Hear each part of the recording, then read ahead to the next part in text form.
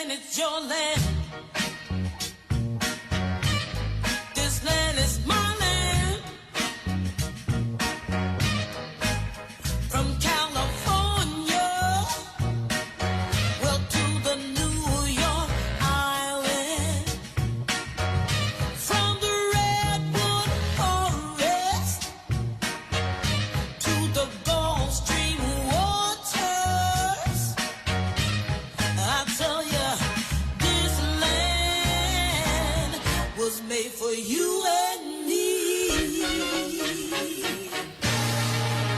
As I went walking down that ribbon of a highway. Hey, good morning, everyone. How are you today? This is your host, Dennison of Through the Looking Glass. We're here Mondays on WIOX Community Radio Catskills from 9 to 10 a.m. And we have always focused on guests whose narratives and information and research is not always what you find in the mainstream media. And we've found a brilliant example of that today.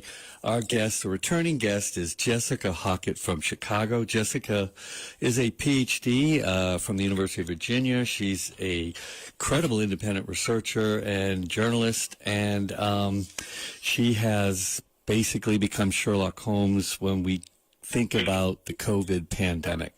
Most of us just couldn't wait for it to end, move on with our lives, just put that behind us. That was awful, especially those in New York City.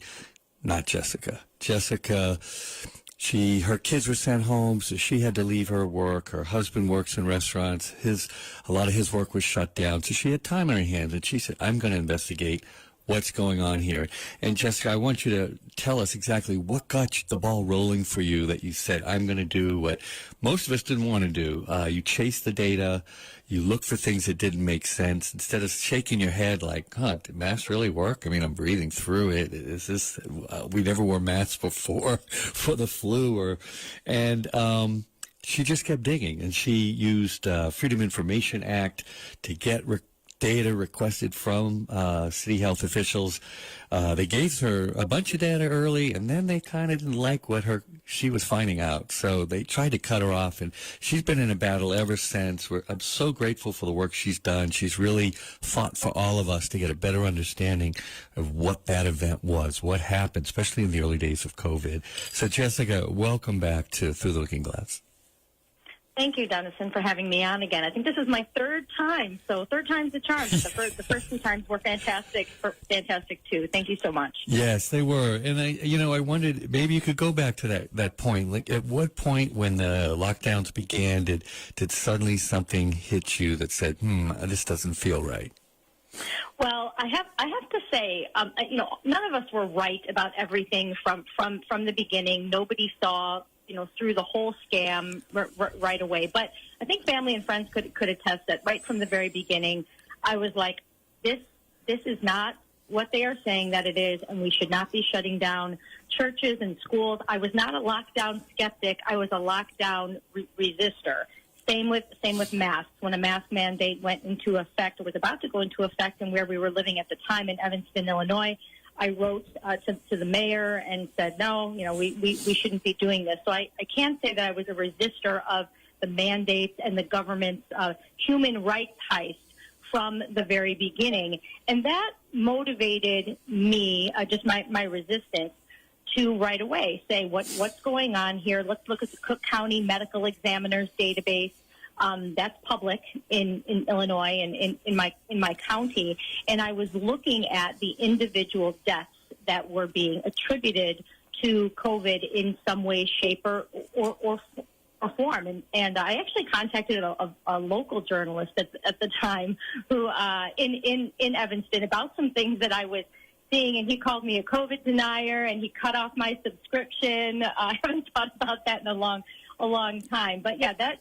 Right from the very beginning, I was trying to dig, and it wasn't just me. A lot of people were, and a lot of people took to social media to try to make meaning of what exactly was happening. But things just weren't adding up. And yeah, you're right. Some people went back to their lives and have moved on. But there are things that I just can't let go because my brain still itches, and I'm not satisfied. Yeah, one thing happened to me too, which was I drove by returning to the city Elmhurst Hospital a couple of days after it was headlined in the news with huge lines and Ground Zero, and it was empty. The emergency room, anyway. I didn't go into the hospital itself. The emergency room was empty. There were no lines. So then I went and checked the hospital in my neighborhood. Same thing. And I was like, okay, something's really wrong. And then on social media, I saw in Germany, other countries, people were recording this as well. And it just said, okay, something's happening here. That doesn't feel quite right. We're not being overwhelmed. Such a huge gap between what we're seeing on the screen, right, and what we were being told at these various press conferences in New York. I mean, well, really nationally, we heard Governor Cuomo, right, yelling about how we need the ventilators, and you pick the 26,000 people who are going to die. And Elmhurst Hospital, we saw this basically show being projected to us on the screen. But yeah, not just you, other people who are driving past Elmhurst or looking at the hospitals in their own communities, looking at these field hospitals that were being constructed. God. There wasn't anything going on in real life. It's just amazing, the gap between reality and that projection. Well, it's great that you're doing the work and you're examining and questioning and not just accepting as fact what we're told by our state officials, government officials. It reminds me of Einstein quote, the great Albert, the world is a dangerous place to live, but not because of the people who are evil, but because of the people who don't do anything about it. And that's where you're coming in here to this story, is you've said, hey, this is wrong, and I want to find out exactly what happened. Now, I know just because it's a New York audience first, that you have about 8 or 11 key points that just make the New York City event seem absurd. So I know you've explained that the last time you were on the show, but I think it's worth hearing again, especially in this audience. If you could go over what were some of these strange outlying data points, the things that just didn't make sense in New York City. Yeah, sure. So New York City, New Yorkers, you experienced 10 times, reportedly 10 times the number of casualties that were reported during in the World Trade Center disaster. About 26,000, 27,000 additional deaths are reported to have occurred in 11 weeks, most of it in 6 weeks. If you look at the graph of this event, the daily deaths occurring, it truly looks like a bomb went off, that you have day after day or week after week of, I think, 8 or so 9/11 equivalent events, and it just looks incredible.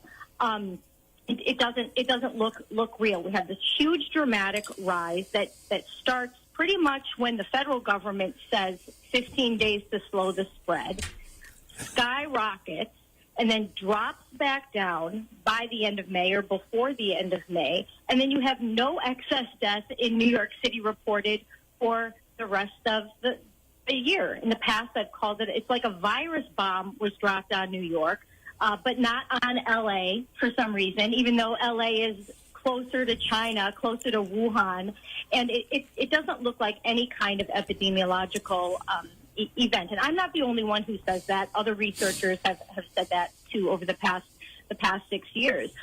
Two of the things that make New York such an outlier, even beyond events that are reported in northern Italy, are the incredible number of young deaths among what I call working age adults, among 25 to 54-year-olds. I think that the increase is something like 200% or so.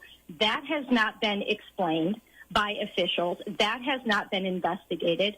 Also, what has not been investigated is a very dramatic out-of-hospital cardiac arrest event that, again, just doesn't look natural in any way, shape, or form.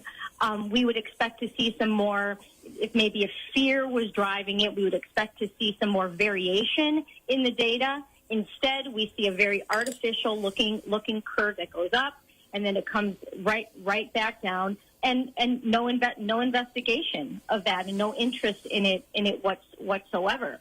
You mentioned Elmhurst Hospital. Various data that put together and obtained from HHC and gotten from other sources shows major discrepancies between sources, and more importantly, it shows that Elmhurst Hospital was not overwhelmed, that it did not experience this overwhelming number of patients. So overall, New Yorkers should know that there's a real disconnect between different data sources and things like the nursing home policy. The nursing home residents, even according to federal data and state data, which is in and of itself discrepant, the nursing home policy cannot explain the total 38,000 deaths that are reported to have occurred, even by their own numbers. At most, it's about 20% of that total, and some portion of that is deaths that normally occur. So all of these reasons that we've been given to explain the New York event, they're just not adding up, and it's so concerning that there is no investigation of an event that, again, is 10 times the number of casualties that are reported to have occurred in the World Trade Center disaster. Well, really deeply disturbing. A coworker of mine, daughter, was working in a funeral home just out of school, first job, and I kept asking him, is she being overwhelmed? He goes, no, it's kind of regular. And so I'm thinking, well, maybe it's just one funeral home, but it might be, and you're indicating this, that quote, 27,000 extra deaths in that 11-week period, just beginning 2 days after they declared a lockdown. We didn't have any deaths before that from COVID, but suddenly when they made the declaration, all right, everyone's 2 weeks to stop the spread, stay home, boom, the deaths just shoot up.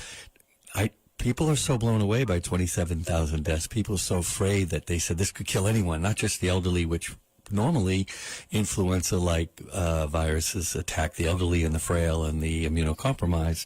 But suddenly anyone was a victim, and in all that fear, 27,000, I didn't give it a second look.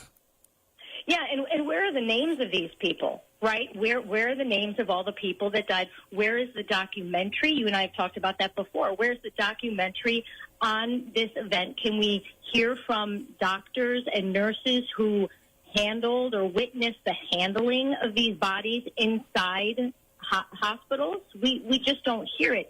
In the moment or in those weeks, we had a lot of almost crisis actor type of individuals saying, I'm overwhelmed, or I'm really afraid that I'm not going to see my kids again. Where are those doctors, and can they be interviewed? Can they be found even? Are they around? Can we interview some police officers, some fire department workers who can attest to this? Recently, this is kind of new information. I haven't put it out there in written form yet, but I did finally get some morgue records from the office of the medical examiner.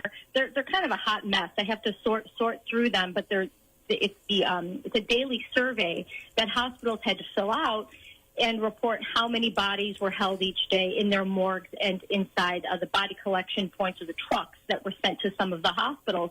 But here's what the important thing is, and the staffer highlighted it in the email to me, saying these numbers have not been verified. Like nobody ever audited this data. Same thing I heard from the state a couple years ago with an incomplete data set that they have for hospitals that they made hospitals fill out each day regarding occupancy and COVID numbers. They said this hasn't been verified. We just had hospitals do it at the time for the purpose of planning and deploying resources. So again, where is the check that this event occurred as depicted? When are we going to see some kind of audit? I don't think any of this is in the offing. I did recently file some complaints with two federal level entities. One is the Pandemic Response Accountability Committee, and then the other one is the Office of the Inspector General for HHS regarding data on Elmhurst Hospital, requesting that they take a look at some of that and some other data that I obtained from HHC and some conflicts that are going on. I filed those in early February, and I haven't heard anything yet.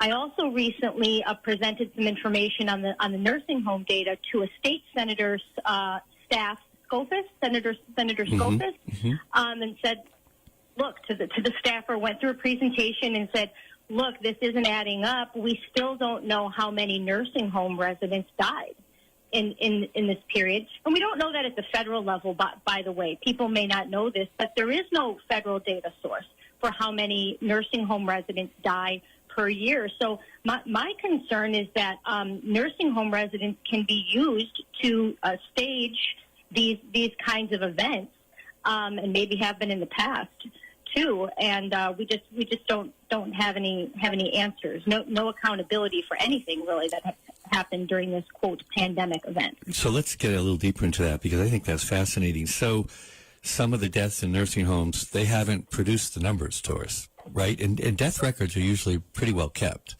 And yet you can't get access to a lot of data that be simple. It's probably on a chart or a graph they could just hit send, attach, and send to you.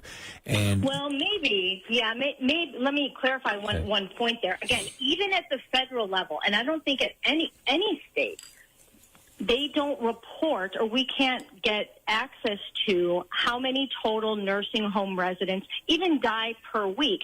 Here's why. Not all nursing home residents die in the hospital. Most do, but some do not. And so I've had correspondence with HHS staff around this and around a report that was issued in June 2021, where it's like, hey, wait a minute, you're not really saying how many of these nursing home residents died in the hospital. It could be that a huge portion of excess deaths in hospitals during these COVID waves is nursing home residents, but there's no way for us to check that.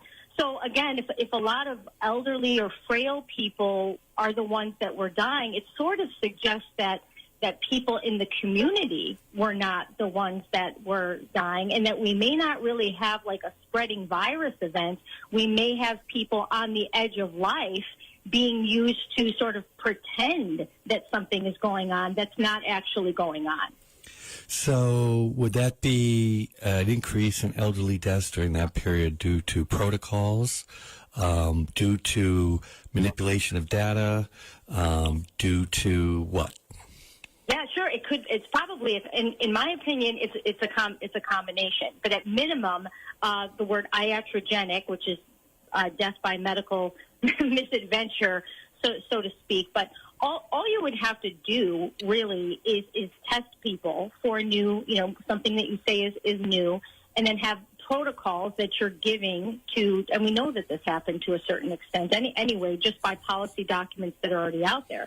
But say, hey, here's what you do when somebody is positive for this new thing. You put them on a ventilator, which requires heavy sedatives. We know that people were left alone for long periods of time.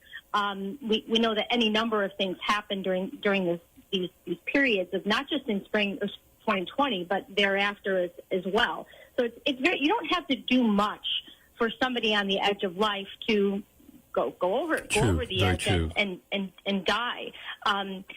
Yeah, so I think people think for New York especially, people think that some kind of justice sort of has been served, or that some data has been released. Oh, Cuomo was trying to hide this and that. And yet there were shenanigans that were going on. But I guess I would emphasize that the data is still being hidden, and it's being hidden by the state and the federal government. We still don't have the numbers that they were saying are being hidden are still being hidden. Well, the fact that they're fighting you for this information, they don't want you to get it, essentially, and others as well, as much as they can, isn't really a good look, is it? It doesn't build trust in public health. And then when you hear about the nurses, I had Ken McCarthy on, who wrote a book last year, What the Nurses Saw.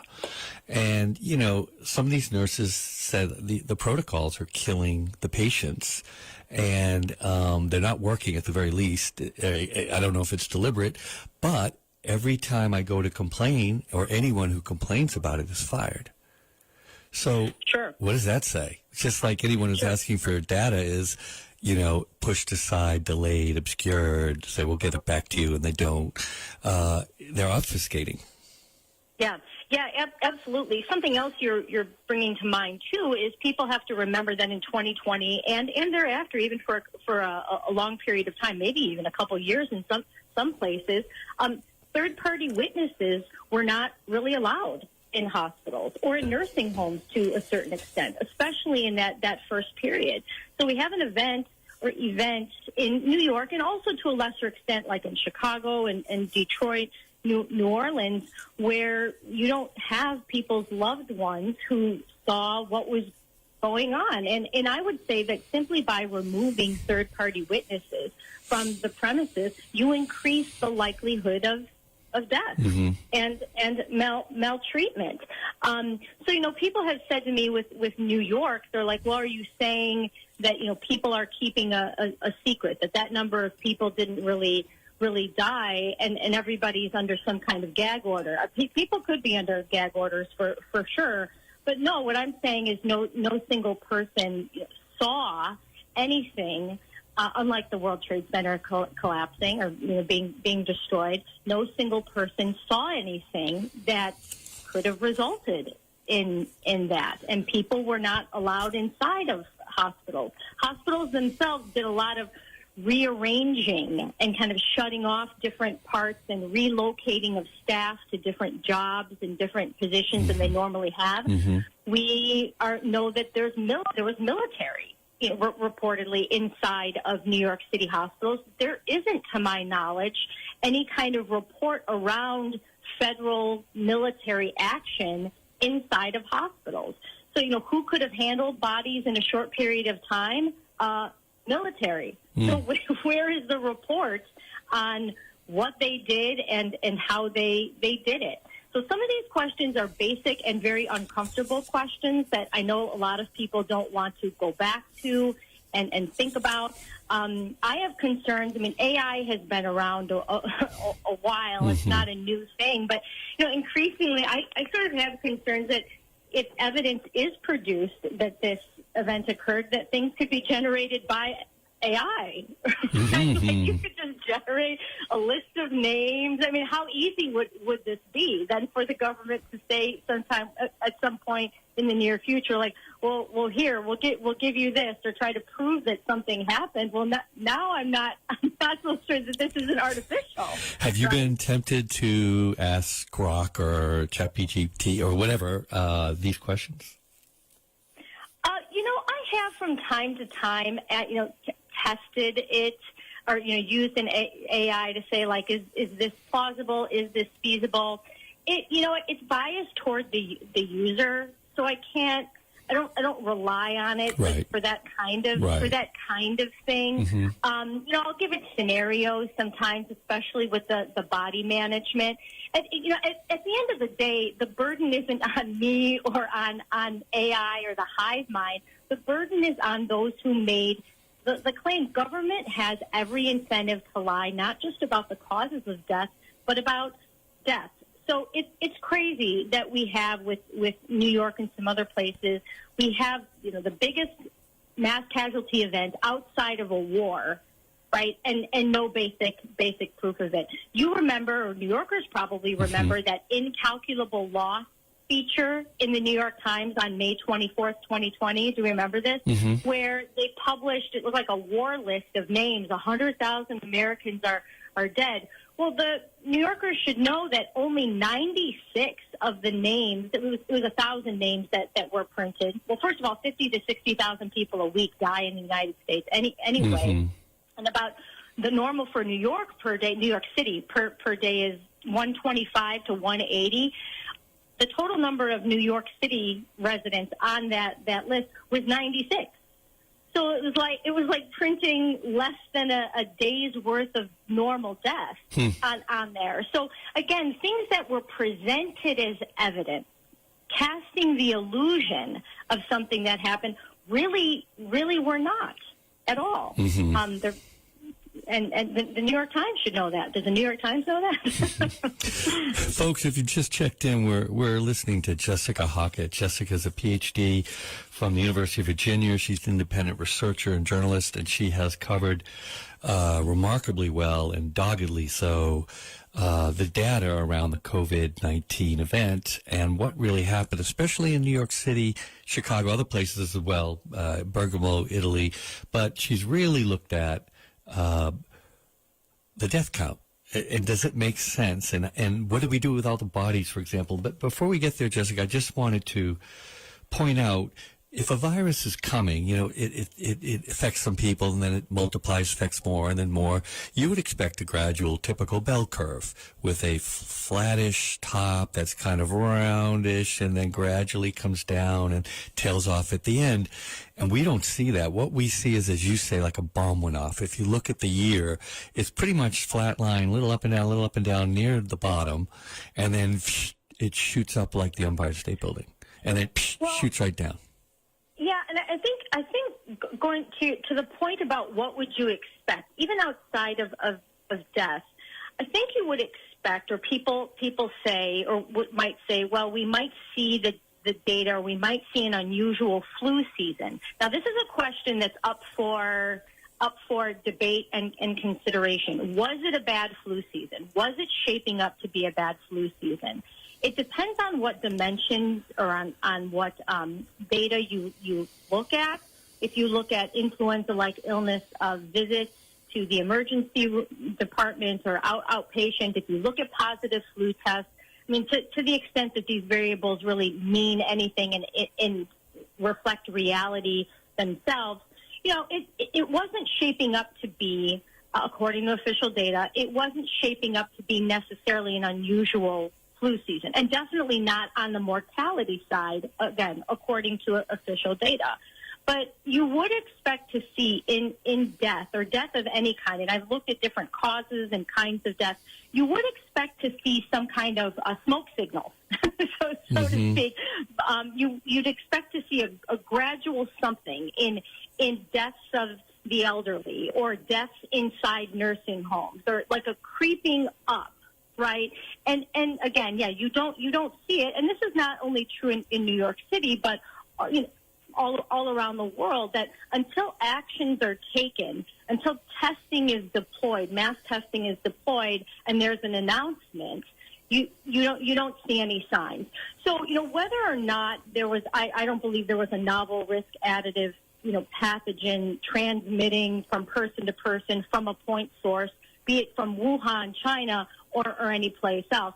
But even people who do have to be able to answer the question of why this thing was allegedly spreading, but not showing up in official data anywhere until actions were taken. As though this thing waited in some kind of polite fashion, right? Or as though our officials had the prescience to predict the exact moment when it would strike. Like it's preparing for a hurricane, like you're seeing a hurricane in the offing and saying we're getting ready for it. Right. That makes no sense. Or you said last time we talked as though this virus had a passport, right? And was going from like country to country, or we saw cruise ships, and then it's in Iran, and then it's in Bergamo and Madrid, and then it lands in New York. It's just preposterous. Well, it's interesting also because we always talk about the Asian flu because the trade winds bring, the air from west to east, and yet this virus seemingly traveled the reverse way. Right. Yeah, nothing in San Francisco, nothing in L.A. until the latter, the very end of 2020. And yeah, you might remember that we were told, well, we'll lock down, and then there was a battle between whether we should lock down or not lock down, and then wait for herd immunity. But in reality, both of the options, or the options that we were sort of presented with in early 2020, they both served this. There's a novel spreading virus coming soon to a city near you. Something wicked this way comes. Right? So, early treatment versus, ventilate, they're both still protecting to this day. I would say they're protecting that what I see is the core lie about spread that was never ever substantiated. Well, the other anomaly, as you mentioned, the places hit early, New York especially, Chicago, Detroit, New Orleans. Now, New Orleans is a completely different climate at that time of year. It certainly wouldn't seem like their average flu season. And I know a lot of people travel to New Orleans, but a lot of people travel to Chicago and New York, too. And a lot of New Yorkers from New York City travel outside the city and come back in, and yet we didn't see high levels of virus deaths, quote unquote, outside really the main part of New York City. What about Disney World? I mean, this is what I always bring up. So at the time, you might remember that the explanation for New Orleans was Mardi Gras.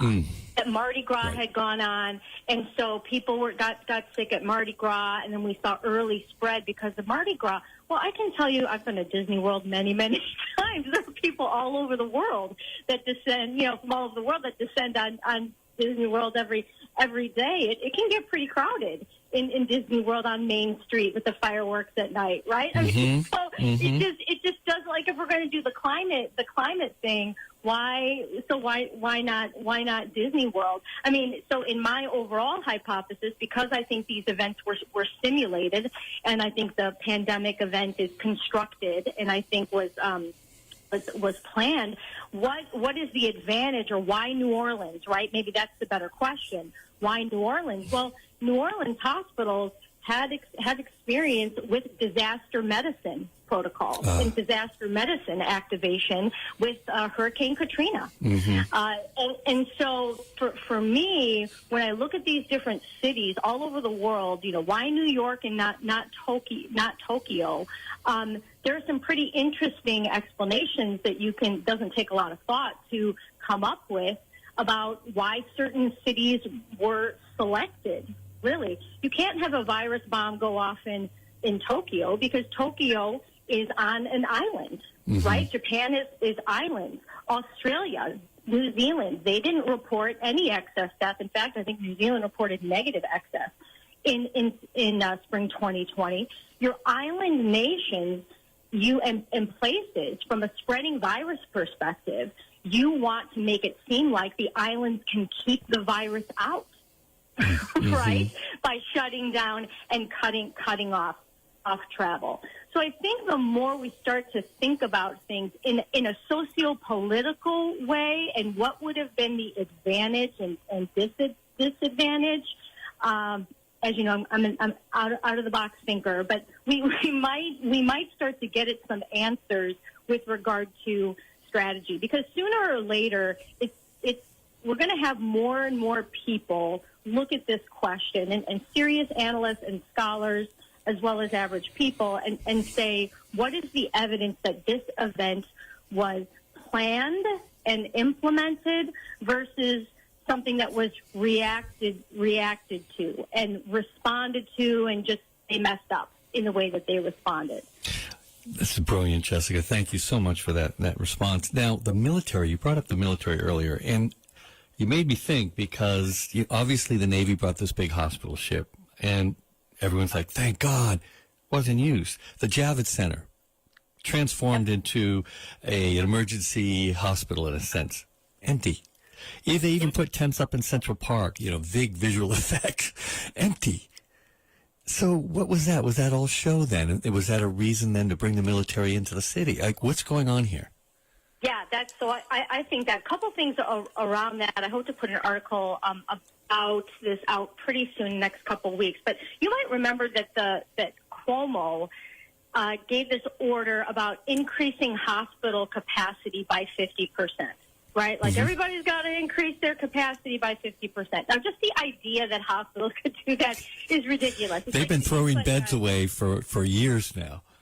Yeah, right. And but you think about a restaurant, right, being able to, increase your capacity by 50%. That's quite a bit. And baseline capacity in New York City is about 20,000 beds. So that would mean 10,000 more beds that they're adding. Well, even the state's own data set, which, as I said, has problems, it's incomplete. But even according to their own garbage data, that never happened. It never happened. It could not have happened.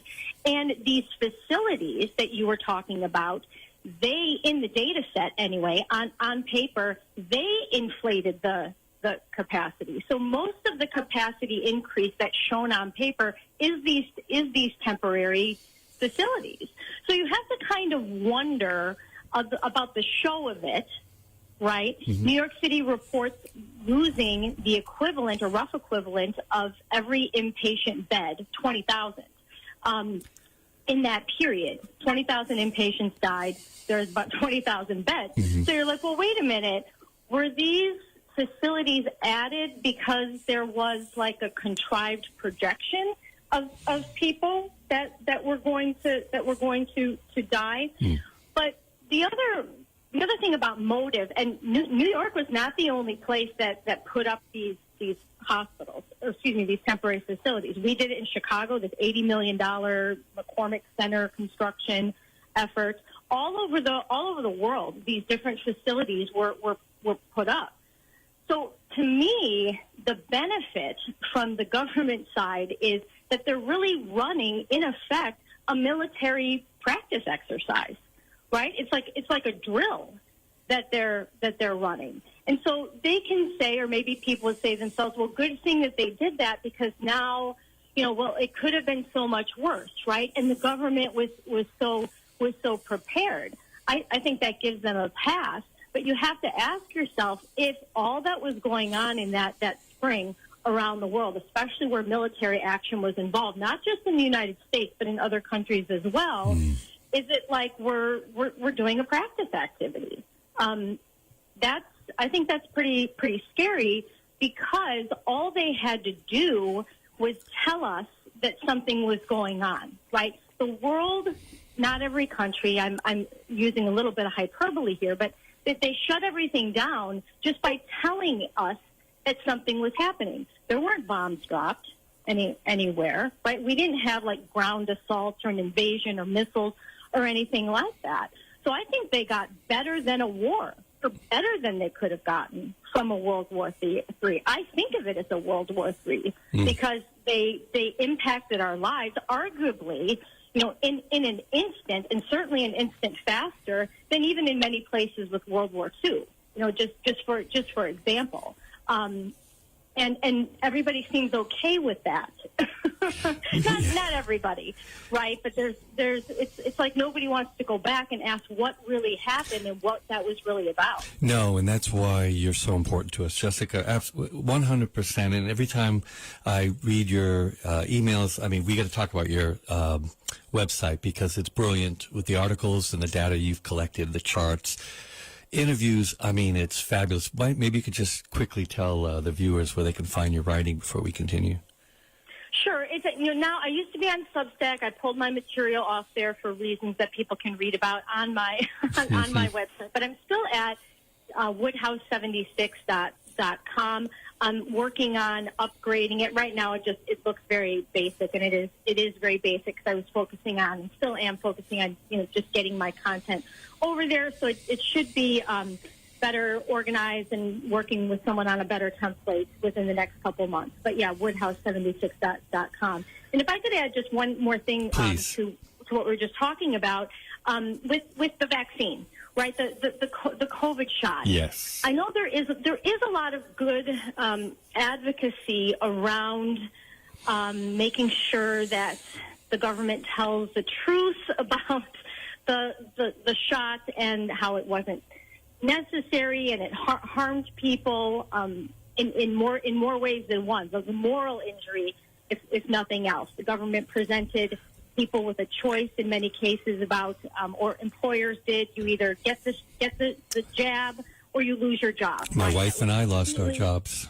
That's horrifying. Yep. It's absolutely horrifying.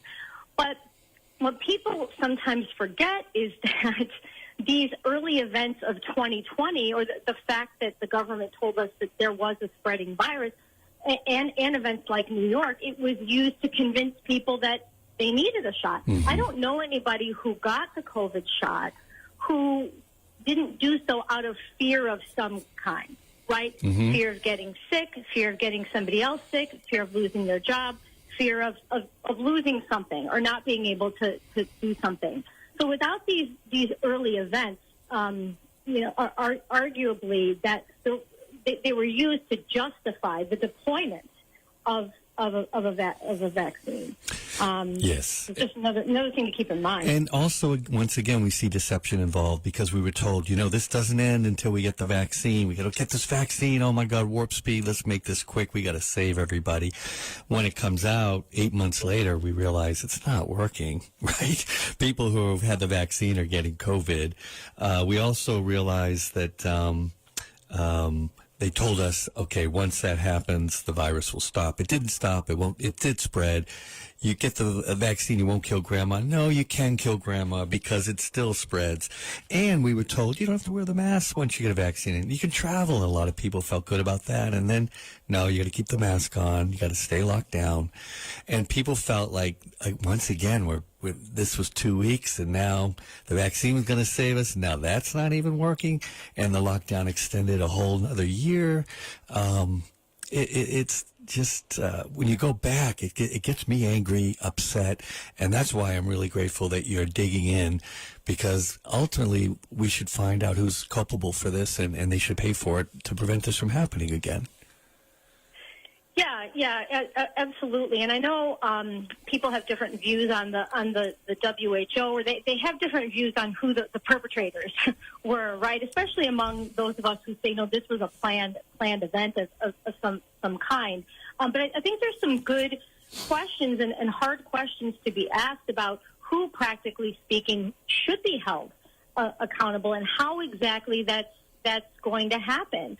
We have a lot of U.S. senators, for example, who were were in office when this got pulled off. I don't know that any U.S. senator is being held accountable in any way, shape, or form for what they did or didn't do. And in my view, that includes Rand Paul and Ron Johnson and senators who some health freedom people see as sort of on our side. I don't know that they have incentive to truly get to the bottom of this, and I just keep seeing a lot of theatrics around like pseudo accountability. It's nothing has changed in my state as a result of COVID-19. I don't know about New York, but nothing has changed here or happened that would prevent this from happening again. No, the public health officials still say, a lot of COVID policies are still in effect.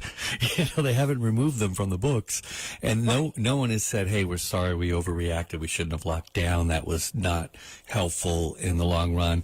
I mean, even if a lockdown would have helped, it was too late at that point. If the virus has been around for months, it's... You lock down instantly when you first find a new pathogen.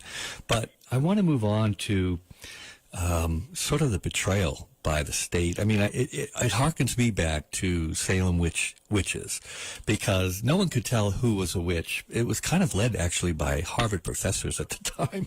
They were the intellectual machinery behind this, the judges in Salem, and they could tell if someone was a witch, and the proof that they were a witch or not was very dubious.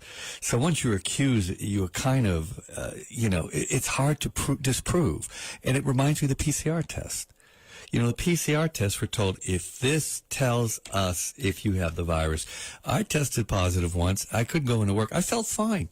I felt 100% fine, no symptoms. But turns out no symptom is a symptom.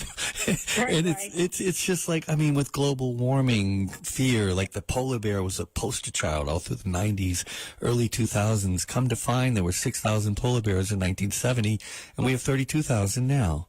They're not endangered at all. We can't see polar bears from where we live, so okay, just like the witches, just like the PCR, they're giving us something and they're telling us what it means, and we have to act accordingly. What are your views on that PCR test? Sure. Well, a PCR test is not anything that I had ever heard about or heard of until 2020. I do have a sister who's an MD, so she was explaining some of the the quote technologies or what it's purported to do. So I started to come to some understanding, I think, alongside a lot of other people of what these are. And, my background is in education. I know a lot about educational testing and measurement. And so some of the takeaways for me about PCR testing pretty early on was, okay, this test should not be used as a diagnostic really for anything. It seems to be picking up a lot of different things. And it's not reliable. It's not a binary kind of a tool. There's a continuum of results, so to speak. I'm kind of making this simple, but there's a lot of mismeasurement that can go on with it. What is it actually measuring? I think is a question that's sort of still up for grabs. Actually, what is it detecting, and how should it be used? In educational assessment, we would say that any kind of a tool or a principle is intended use by intended users. And so to me, these PCR tests, they were used to, again, cast or project the illusion of spread. And they might have some utility or some esoteric utility outside of diagnosing illness, but they were misused and continue to be misused. Something people don't realize is that PCR tests are used with influenza. Before Operation COVID commenced. So even though they came into more the public consciousness during 2020 and thereafter, it was already being used. So the bottom line with PCR testing for me is don't get tested. Mm-hmm. Do not get tested. We need to end this kind of testing for illnesses because they're using it as a weapon. You're right, because after the 2 months of death count, the death counts had kind of disappeared, right? So all of a sudden, cases, and that was PCR driven. And that kept the lockdown going, unfortunately. Right. Well, and also, I mean, there's some great. I have to go back to some of this work and kind of put it out there again, or re-up it. But universities, for example, the University of Illinois, but other universities as well. You might remember that they were testing their students, right, and requiring testing. University of Illinois created a saliva testing company, a privately held company, and they collected really all this data from the students, and they retained, I don't know what ended up happening to it, but they were pretty proud of the fact that they were collecting data, DNA signatures, I think they called it at one point, from students' saliva samples. Mm-hmm.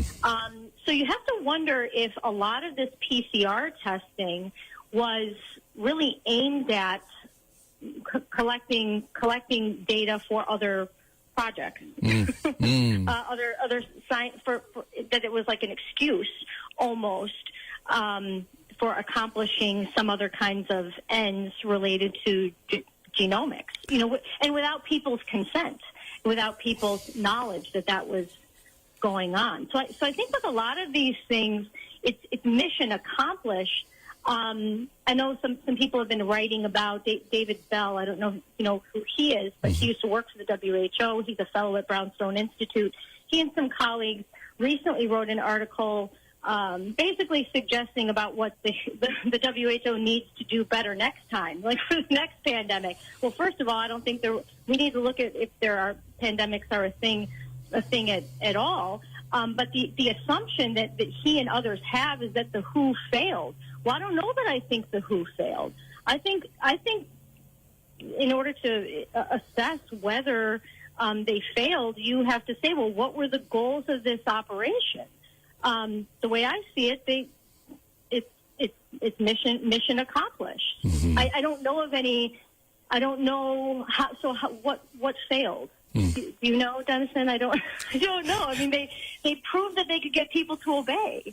They proved that they could deploy a shot. It's done. Well, the vaccine passport in New York City, to me, that was a tell. To me, it was like, okay, are they trying to give us all these digital IDs and make us China? And this is the first step via a health crisis. We're here to protect you. We need you all to get on this database. I could get a cup of coffee in New York City.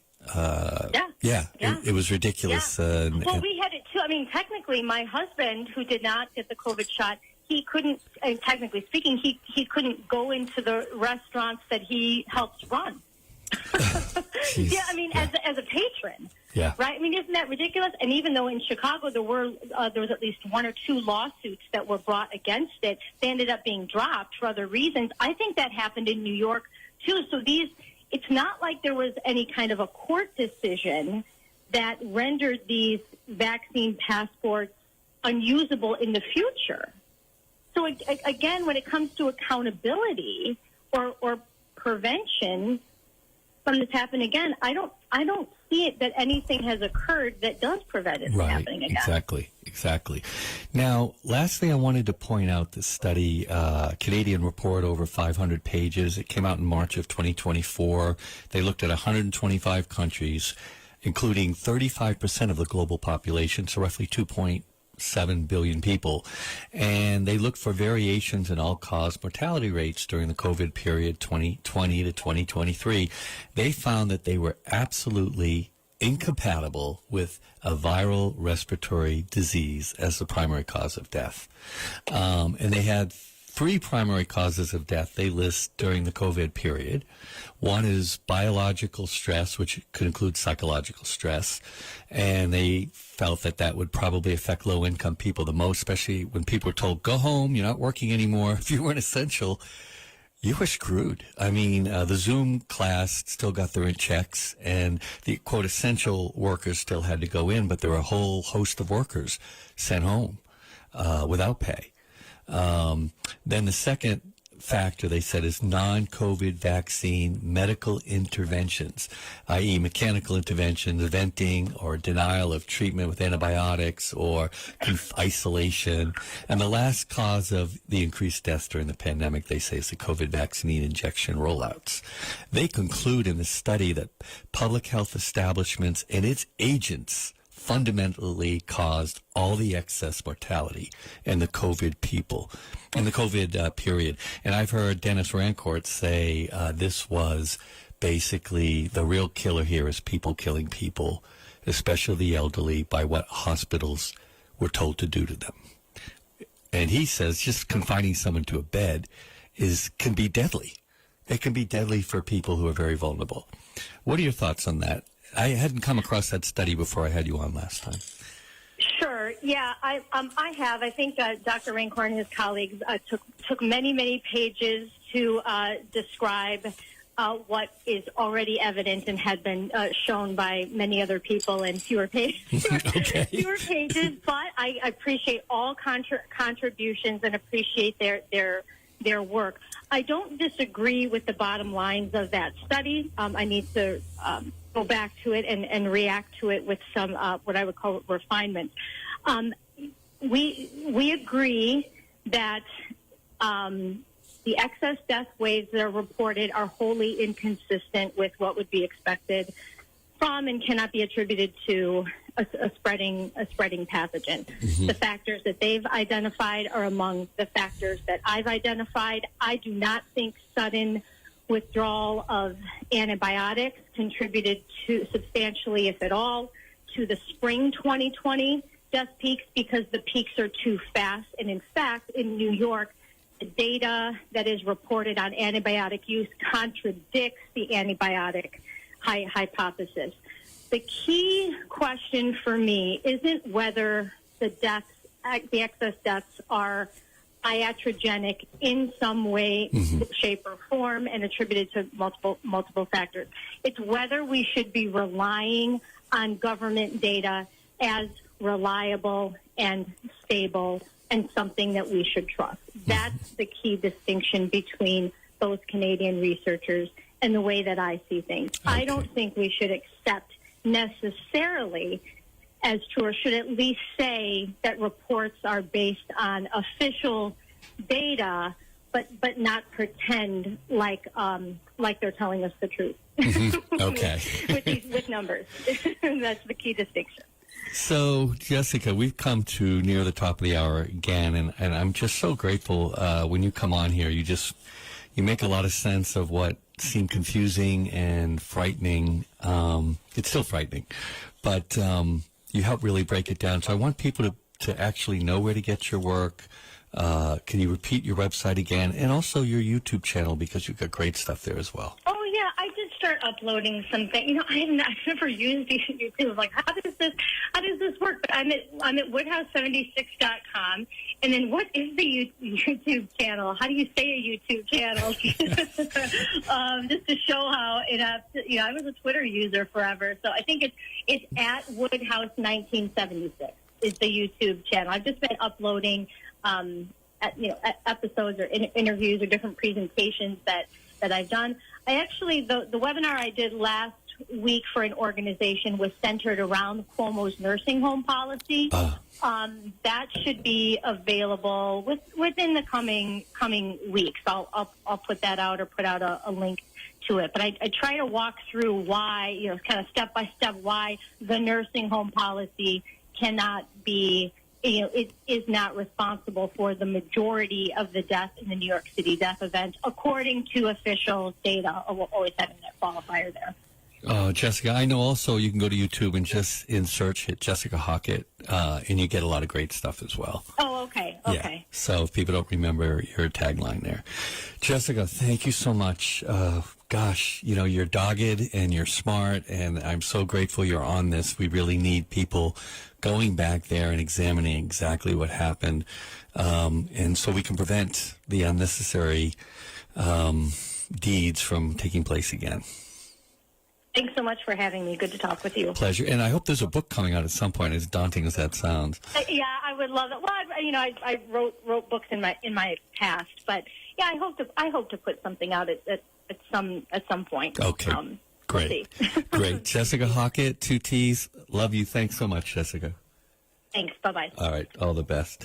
Well, folks, that's all the time we have for here on Through the Looking Glass. Thank you so much for listening. We're back next week from 9 to 10 again on Monday, and we have another wonderful guest. We're going to be looking at the issue of climate and what's going on there with our, quote, heating up the planet, and what can we do about it. So tune in next week, and we'll have that up next. You have 2 hours of wonderful rock and roll stew, and you don't want to miss that. It goes to the noon hour. So everyone, take care. We'll see you next week. Be safe.